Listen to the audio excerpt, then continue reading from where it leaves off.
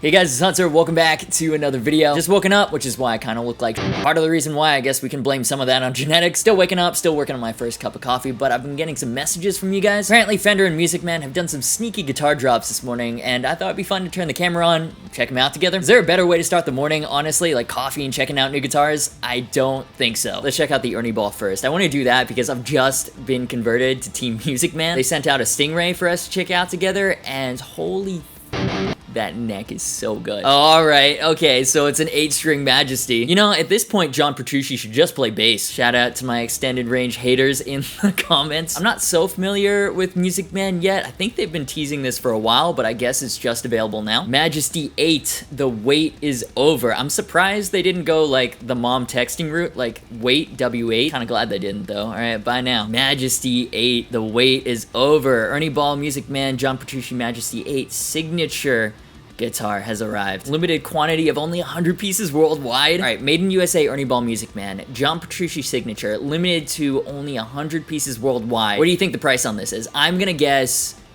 $4,000? $4,200? I was close. Only 53 instruments remaining too. So if you want one, better take that loan out quick. You know, I respect Music Man because they're not afraid to try weird guitar shapes. They don't just do like Telly inspired, Les Paul inspired. That being said, the Majesty was always like a weird looking guitar for me. Like the front horn is so long and the body is so small. But the 8-string actually looks really good. And I think the reason is it's got a bigger headstock to accommodate that extra tuner. Let's double check. Yeah, see, it's bigger. The 6 has like a small body and then an even smaller headstock. This looks better proportions, in my opinion. Okay, so the finish is Mystic Dream. Oh, it's kind of like an iridescent, like green in some lights, purple in others. Oh, I'm so glad there's a video. Yeah, like that. It changes in the light. Iridescent finishes are so difficult to photograph. Yeah, like see, it looks like an ugly green in a lot of these photos, or like kind of a blue here, but it doesn't look nearly as nice as it does in person, like when you see it at the NAMM show or whatever. Actually, no, wait, that's a great photo. Oh, Mystic Dream finish first appeared on Ernie Ball Music Man signature JP6, released in 2001. Okay, so it's like a throwback finish. So it's both like a new thing, right? It's the first 8-string fan fret Majesty, but it still kind of returns to its roots in some ways. All right, I'm getting distracted with the colors. Take a look at specs. Basswood body, mahogany neck through design, control cavity cover, hand signed by John Petrucci. That's pretty cool. What's the scale length on this? Okay, multi-scale fretboard, 24 stainless steel fan frets, measures 27 inch on the bass side, standard scale length of 25.5 inches on the treble side. Nice, I like that a lot. That's the scale length I've been pushing for Harley Benton's. Right, so you get more string tension on the lower strings, and it's not too fan, so you can still do like open chords and stuff. Now, is that a tremolo? No, it's a hardtail. Music Man is really innovative in a lot of ways, and I was really hoping they'd find some way to make that like an angled 2-point trem, because right now for multi-scale trems you've only got the Kaler, which I think looks super ugly. I would have loved to see Music Man push the boundaries on that, but obviously a hardtail is much easier and it's more stable. I don't fault them for using a hardtail at all. Electronics package includes a 3-way selector switch and signature 8-string custom DiMarzio Dreamcatcher and Rainmaker pickups. Also included is a 3-way toggle that incorporates a piezo bridge system, giving the Majesty a very focused and highly versatile palette of tones. So yeah, personally, I don't think I want one, especially at $4,200. But like, even though it has very little in common with the guitars that I normally play, like this is probably one of the furthest things you can get from a vintage Les Paul. But I think it's actually a cool looking guitar. Like the finish is cool. I like the design infinitely more than the 6-string Sterling I tried. Oh, and we're already down to 50.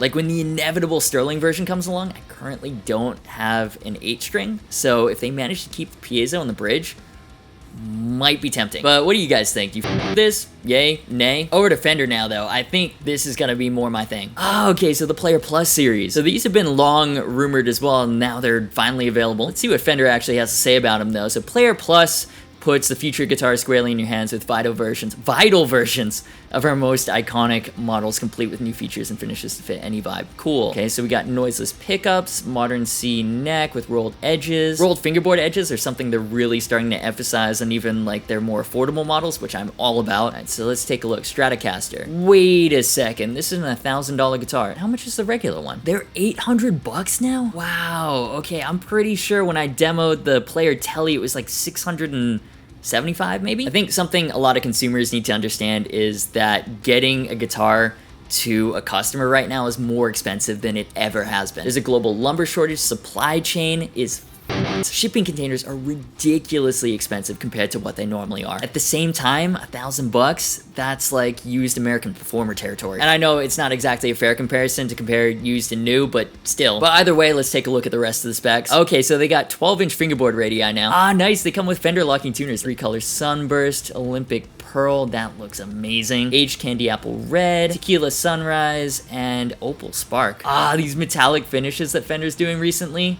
Awesome. Push-pull electronics, blah, blah, blah. Activates the neck pickup in positions 1 and 2, adding 2 unique pickup configurations not normally found on a Strat. Okay, cool. So they've added like a lot of cool modern features to this series. All right, so that's a regular Stratocaster. What else we got? We got HSS versions. Again, seeing the name Fender Player and then a 4-digit price tag, it's just weird to see. Comes in 3-color Sunburst again. Cosmic Jade, hello. Andrew Boehner, you seeing this? On a Silver Burst too, that looks dope. Why doesn't it have a maple fingerboard though? Bel Air Blue. What do you guys think of fades? I'm not a huge fan, to be honest. I do love that humbucker though with like the offset pole pieces. Alright, Telecaster starting at $9.99. 3-color Sunburst, Aged Candy Apple Red. That looks cool with the tortoiseshell pickguard. Cosmic Jade. I think this might be my favorite color for this new series. Oh, and I just noticed this too. It's like a silver logo on the headstock. And then another fade, Silver Smoke. Fade actually looks better on the Telecasters, I think. What does push-pull do in this one? Activates both pickups wired together in series for added girth and bump and output. Perfect for highlighting passages or a solo. Cool, so it turns like both pickups into a super massive wide humbucker or something. Oh, then the Nashville Telecaster, so it's like a Telecaster with a single coil in the middle. This pickup configuration looks so derpy, man. You got like 3 mismatched singles in here. 3-color Sunburst, Butterscotch Blonde, Aged Candy Apple Red, and Opal Spark. Alright, Opal Spark does look cool, I'll give him that. Why are you lying though, Fender? Where's the maple fingerboard? Yo, that back plate looks dope. You know, I'm not sure why they didn't add like at least a Jim Root style cutaway though. Like they've already added the belly cut, so it's like a modern style Telecaster. Why wouldn't you add a little neck contour for better upper fret access? Alright, so here's what I'm thinking right now. I like the series. Like I'm very much enjoying how much Fender is experimenting with their eye-catching finishes, metallics, and fades. But I gotta say, the name Player Plus, it confuses me. The Fender Player Series was like this distillation of all the quintessential elements that made a Fender into a relatively affordable, high-quality package. And to me, a Plus version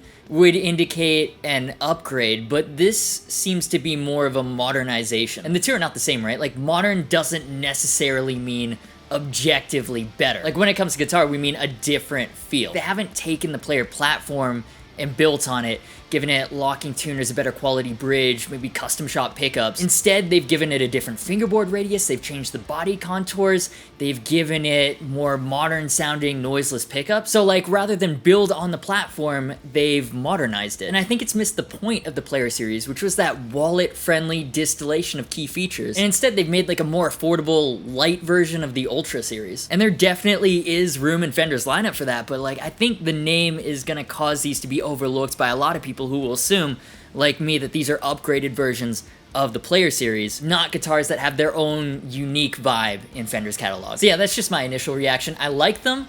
I just have no idea why they're called the Player Plus series though, because they have their own unique thing going on. And from an SEO perspective, it's just like, why? They have Player Series guitars with plus tops, which are flame maple veneers, and right now if you Google Fender Player Plus, the first result is the Player Stratocaster Plus top, which is not the same as these new Fender Player Plus Stratocasters. I mean, I know it shouldn't, but it drives me insane. The name is just an absolute mess for no reason. It's like Xbox with Xbox One X is not the same as Xbox Series X, and you've just got people buying the wrong console because the names just aren't helpful, to say the least. But I think the guitars themselves are cool. I like how Fender is trying to cater more to the modern player while still being true to their roots. That's just me though. This is where I'll throw it to you. What are you thinking about the Player Plus series? Do you love them? Yes, no, why not? Any and all thoughts, I'd love to hear them down below. And of course, if you want to see one on the channel, let me know which model. I'm not sure Fender would be too keen on sending one after what I just said, but if there's enough interest from you guys, I will definitely ask. So that'll do it for this video. I know it's kind of a different one this time around. Usually with these, I'll kind of prepare what I have to say, like analyze it from a guitar designer perspective, contextualize everything in the overall guitar market. This is more kind of like off the cuff, impromptu, just turn the camera on, see what what happens. I like to experiment with different types of content, try to keep it fresh, so